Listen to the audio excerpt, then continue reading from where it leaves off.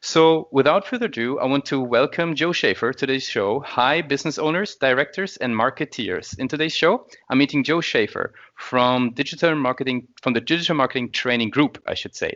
I'm Lucas, your host, like always, and I want to give you a brief introduction of Joe before we jump deep into what his business is doing. So, Joe is the marketing director and lead instructor of the Digital Marketing Training Group, and they focus really on training entrepreneurs to launch their own digital marketing agencies. A very interesting training angle here.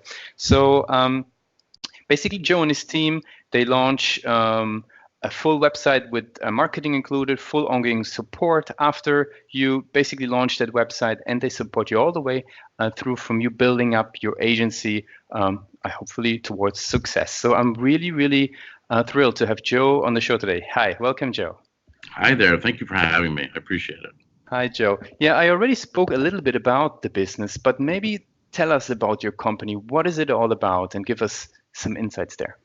Sure. I mean, I'm going to kind of start a little bit with my own history and the history of some of the other people here on the team itself. Having been in digital for 18 to 20 years, having run my own agency, having worked at nationally recognized agencies here in the States, internationally recognized agencies. I've worked with companies around the world. I think part of what I do and why I do it personally is to kind of give back to an industry that gave me so much. So overall, the Digital Marketing Training Group, like you said in the intro, that was very well done, by the way, is a means of, it's really a business opportunity that comes with a training.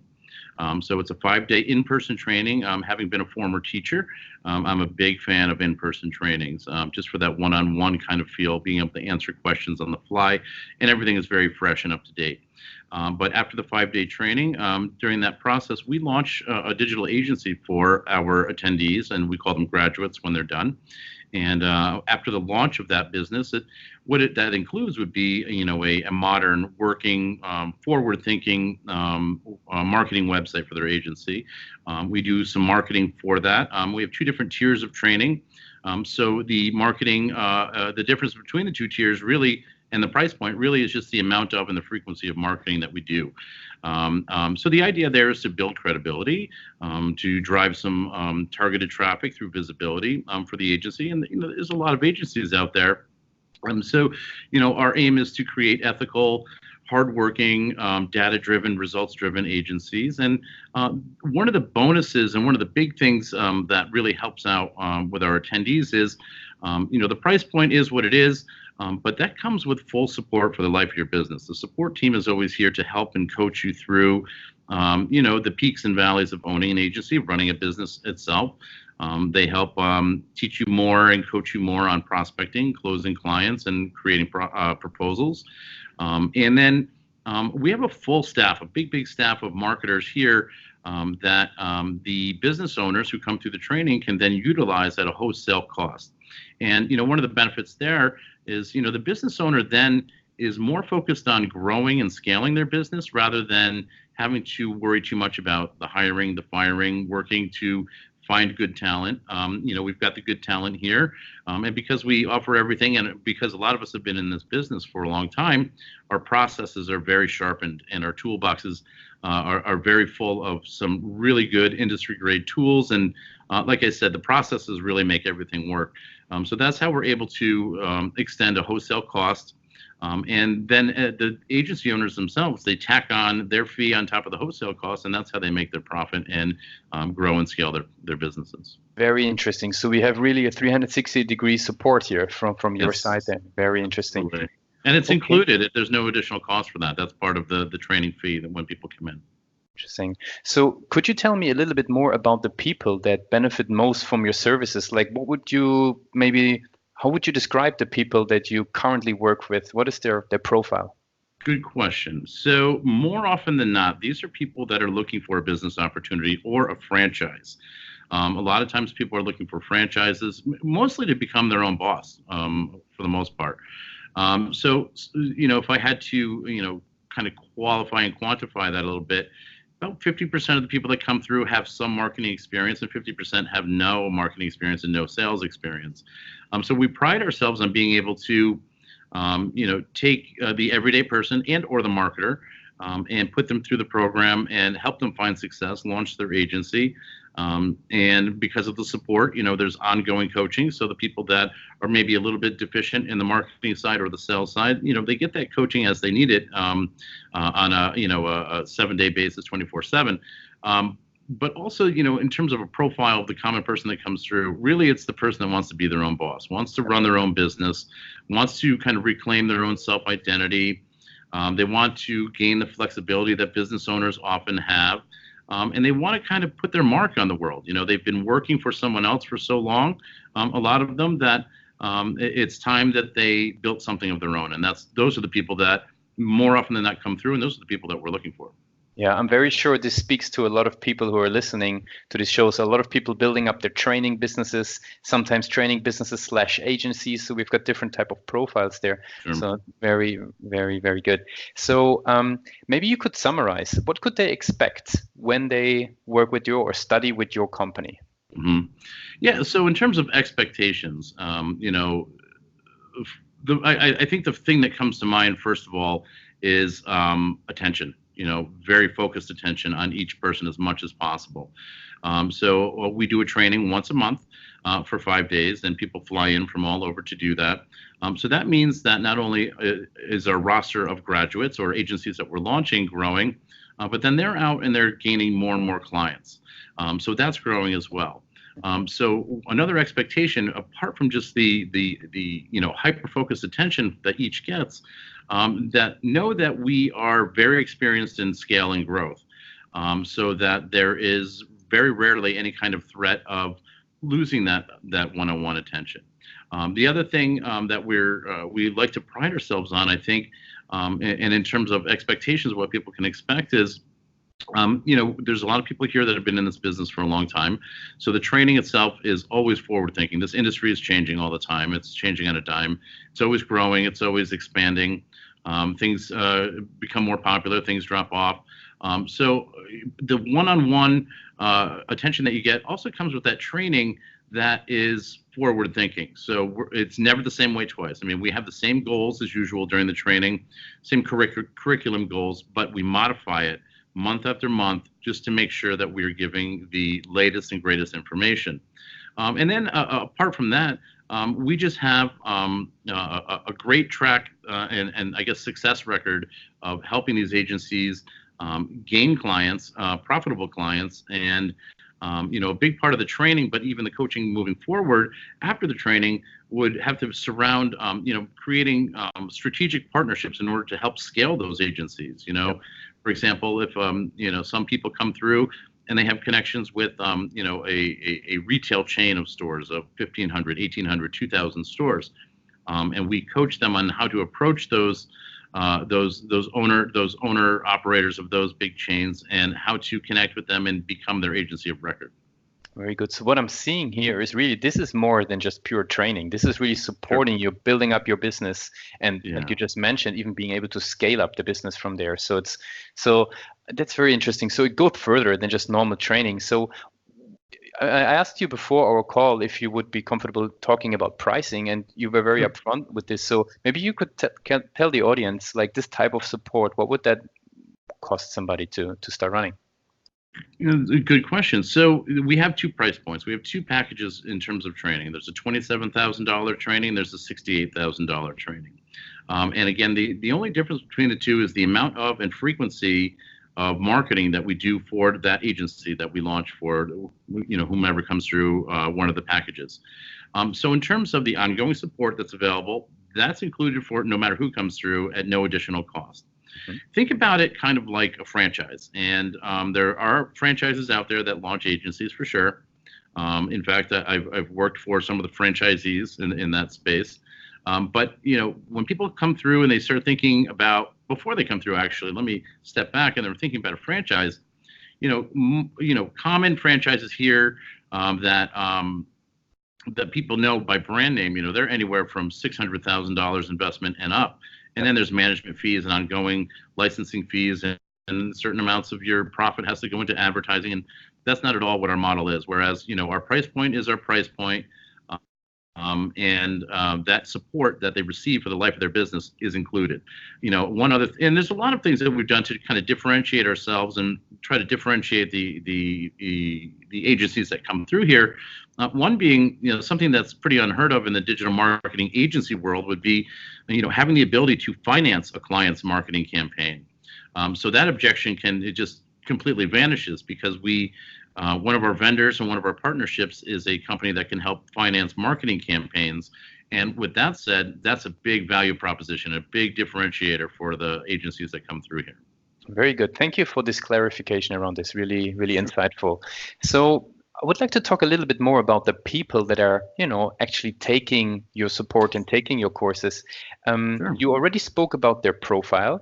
I would be curious about their journey. How would they usually find you? Like, what is, maybe you as a marketeer, especially what are channels that you're looking at? Yeah, basically, how do clients find your business usually? So we have one really main solid channel, but I'm a huge fan, and we teach, all businesses online that are hoping to be successful. They should grow their digital footprint, keep it consistent, keep it valuable. So while we touch all channels from search, paid search, social, email marketing, content, and so on, really where we focus in terms of gaining that stream of leads for us. Again, going back to the profile of who comes through is those people looking for a business opportunity or a franchise. So we do a lot of paid placement and paid advertising in those sites that people go to find franchise ideas. Because sometimes it's not always, it's not people that are looking for necessarily to run or open and launch a digital agency, so to speak, right from the start. It's people that are looking for franchise ideas, looking around, seeing, what interests me, what kinds of things do I feel like that I can do. So in those portals, so to speak, in those franchise portals and business opportunity sites, we do heavy advertising in there, and that's where our lead generation mostly comes from. So even, in search and organic, we just recently started doing some organic just for credibility's sake, really. Like for the phrase digital marketing training itself, there's roughly 720 monthly searches for that on average. But people that are searching that more often than not aren't necessarily looking for a business opportunity with the price point that we're at. More often than not, they're looking for training, to augment what they already know, or to improve their skills because they work in-house somewhere. But although those are the type of people that often come through, the search itself in terms of organic search and the intent of that search does not necessarily match, the people that we're necessarily looking for. We're looking for the people that have that mentality, but are also looking for a business opportunity at the same time. And if you think about it from the perspective of somebody that's already a marketer, it's that person who works at an agency, but doesn't want to just work at the agency, wants to own the agency. And that's really where we shine. That's very, very insightful. So if I transfer this for our listenership, if they're running a course in a particular topic in a particular sector, they should maybe think 1 or 2 steps ahead, like what is the actual intent of the individual rather than just sticking to the keywords, right? That's what you're doing. Absolutely. Yeah. And well, that's the thing about search engine optimization, even advertising, paid ads, intent is a gigantic piece to that puzzle. Because, you've got those 3 common searches. You've got the informational, navigational, and then the transactional. We're looking for the transactional, but more often than not, for the phrase that I mentioned before, digital marketing training, that's more informational, really. That makes total sense. And very interesting that you found that sort of franchise entry door to be the best one. Very good. Okay, so just for the digital marketing training company, so how would you describe your overall online strategy just for the business in itself? Like what do you as a marketing leader have in mind to grow the business online? What are key pillars there? Are you referring to growing our business itself? Yes, exactly. Yeah. Again, it goes back to the digital footprint and content, really. So, when we're talking about the multiple channels that are typically spoken about in digital marketing, from, the foundation being the website, obviously, blogging with content, fresh content, even creating new static pages, social media marketing. Typically, we focus on Instagram, Facebook, LinkedIn, a little bit with Twitter. But we don't get a lot of inbound traffic from Twitter. But we have it there just for the credibility's sake, also for the footprint's sake, and also for the internet itself, and these devices that everybody they're on from sun up to sundown. it's now become it's a research device, really. And with so many choices out there that people have online, before the internet, it wasn't like this, but we're suffocated with the amount of information and choices. We feel that it's important that we spread our message and our content, like I said, as wide and as far as possible. So, our main strategy is paid advertising. Yep. But we feel that, from a credibility standpoint, because, we have a high price point, it's not cheap to come through. I understand that. It's much less, it's much more cost effective than a franchise itself. So that's a big a magnet for people that are looking for franchises, that brings them to us because of the price point. But because the price point is high, and I understand that it is, I want to make sure that from a credibility standpoint, that our footprint is spread wide and far. It's our content that's out there is valued. It's how-to. It's knowledgeable. It's passing on. It makes people feel good about spending their time with it, really. And it's also there because often some people will see what we have to offer, and they'll get the mentality where it sounds too good to be true. And I can promise you it's not, but I can also promise you that if you follow the trail of our content and our presence online, we try to stay as consistent as possible, with using a lot of recency and frequency, and not there's not a big space in between posts, and spreading that digital footprint is important, but also remaining consistent with it also, and keeping sure that our messaging, even if it changes, because we're changing and our processes change, and as we grow and scale and we bring more people in and they bring more clients in, we have to be quick to change our processes all the time. So it does become a challenge, as we increase that digital footprint with our content and messaging, to make sure that it stays consistent, and that when people are doing that research that I mentioned earlier, that they get to where they need to be, they find the content that comes off as legitimate. Because there's a lot of snake oil salesmen out there, not just in the business opportunity space, but in the digital marketing space itself. And we want to make sure that people feel as I guess, informed as possible. Very good. Okay, interesting. So you mentioned the website there a couple of times, Sure. As it being, I'm assuming, kind of the foundation of everything. That, given you mentioned the paid channels and Sure. also the organic channels. Yeah. Just for other business owners out there that are building up businesses in the training space, maybe even in the agency space, what would be key metrics that you as a marketing leader would be focusing on for the website? Because there's a bunch of different metrics you could look at.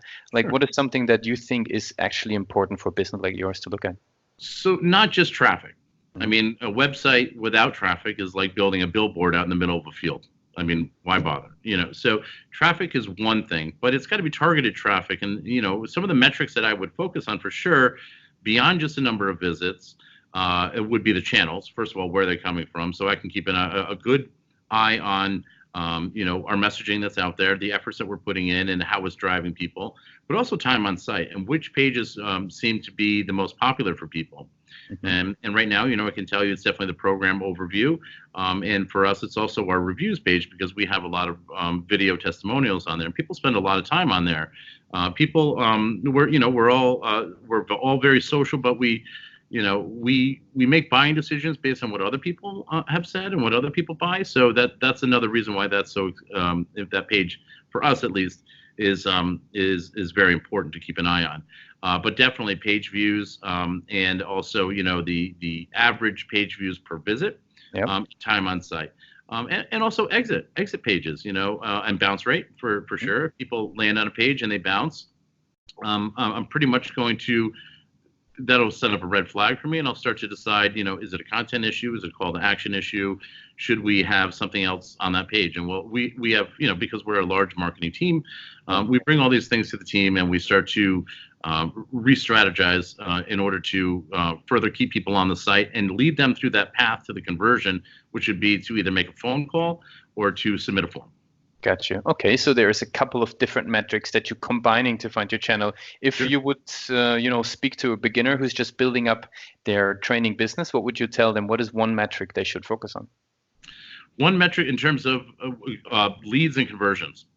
Okay. What is your conversion rate? Yep. Sure. Very good, very good. Interesting. Okay, so so you mentioned the conversion rate there. What did you running the business, building up the business? Was there any particular challenges that you came across and maybe were able to solve around this topic of conversion rate? And maybe there's some tips Around you can. conversion rate itself, yeah, Yep. sure, no doubt about it. And I think the lessons that we learned here had to do with not only the messaging that we had and the calls to action that we had, but the more and more people that came through the program, we always ask them, and we do entry questions and interviews, and then exit interviews whenever we can.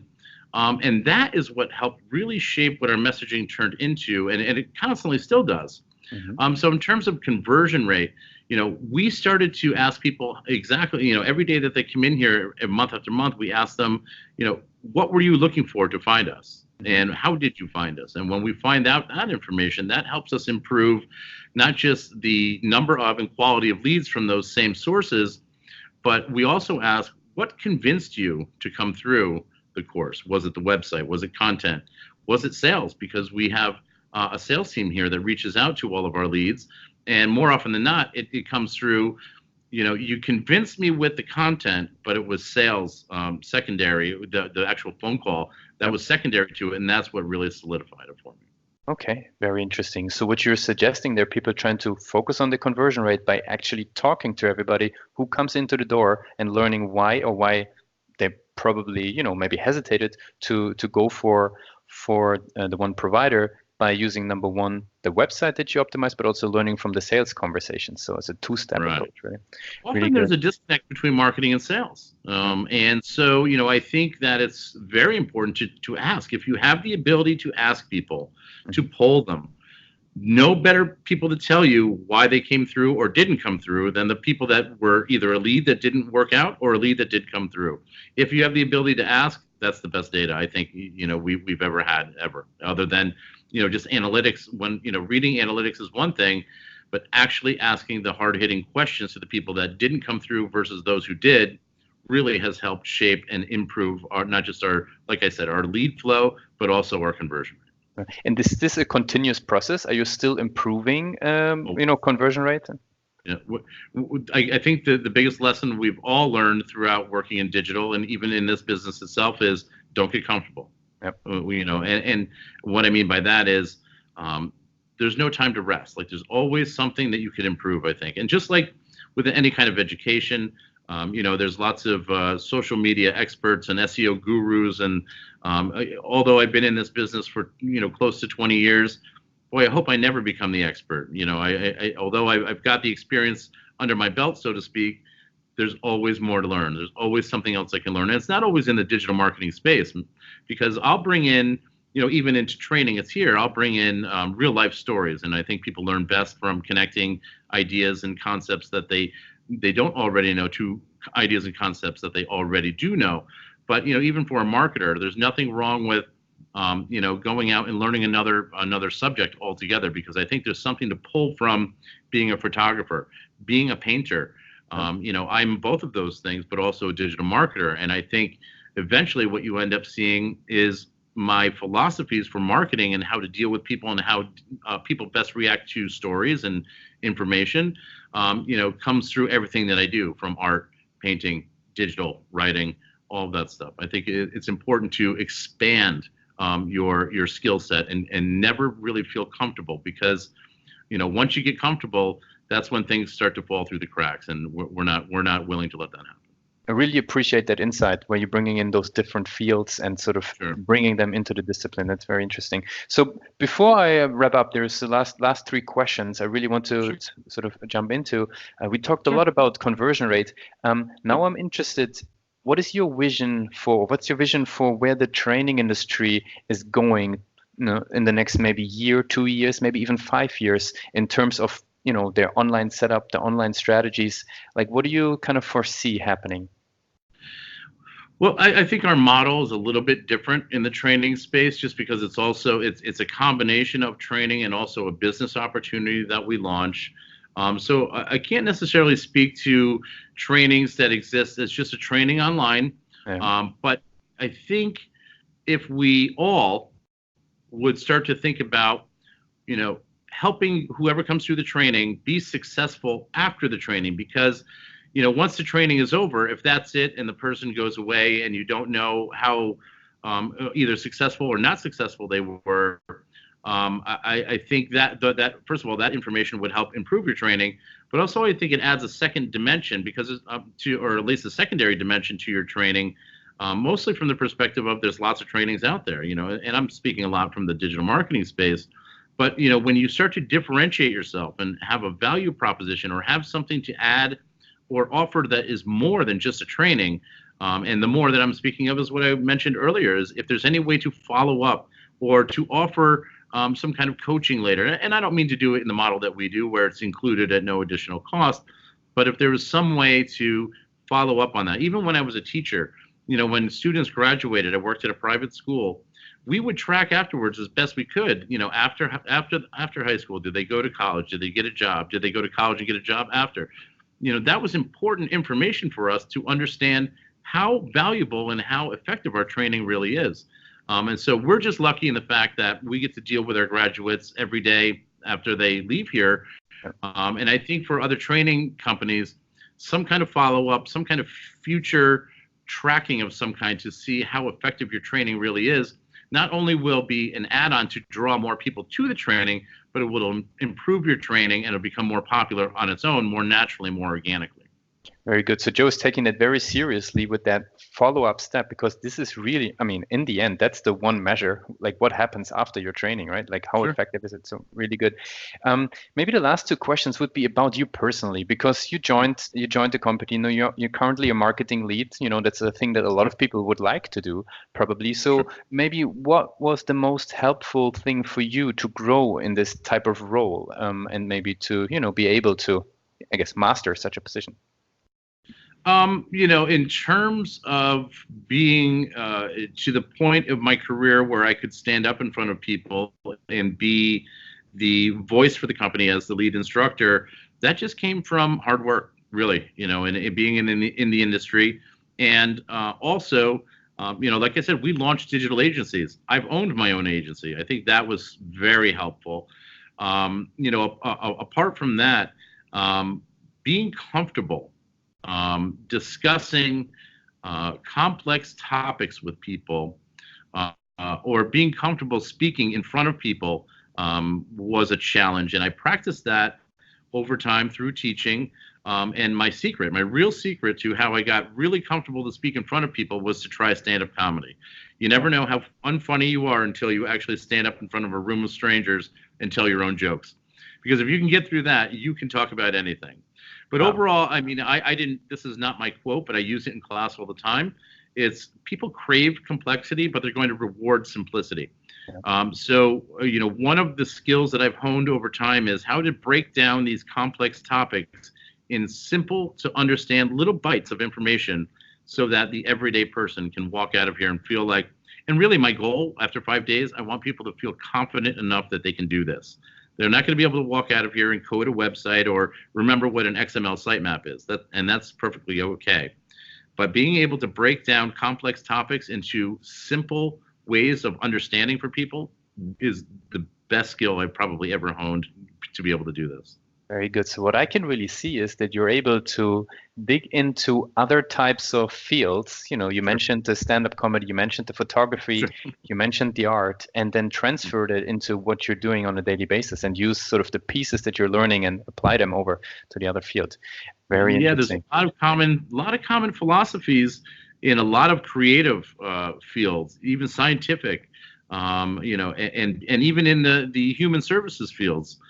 To be able to bring in here, I worked in teaching. I also, I worked with students that had behavioral and emotional disorders years ago.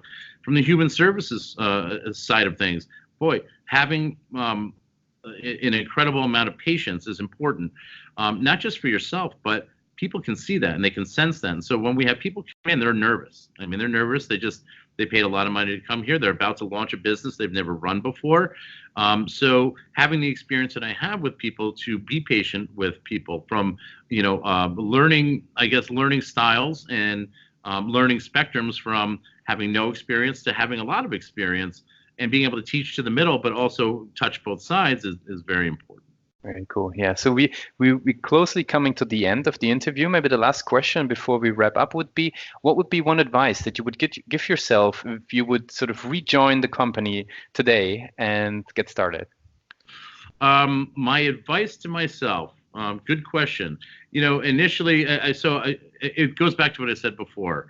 My advice to myself is to hold on to what I've known all along in this industry.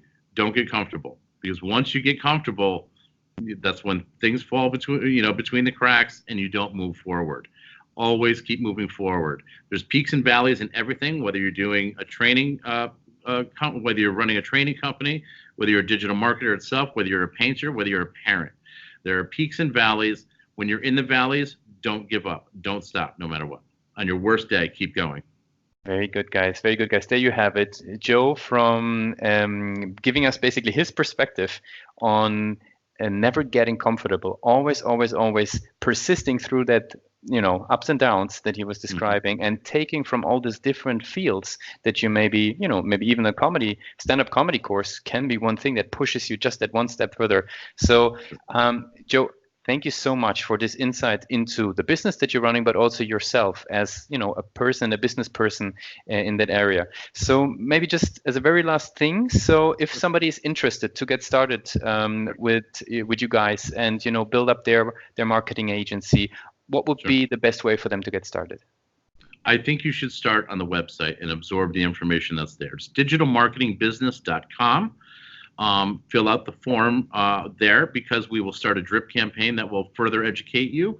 But as soon as that drip starts, I guarantee you're going to get a text and a phone call from our sales team, and just to follow up and answer any questions that you have. But the site really does have a lot of content on it. And in the event that you're at least slightly interested, you don't want to go to the site, you can always just give us a call. We're in the capital of New York State, in Albany, New York. It is 518-694-4044.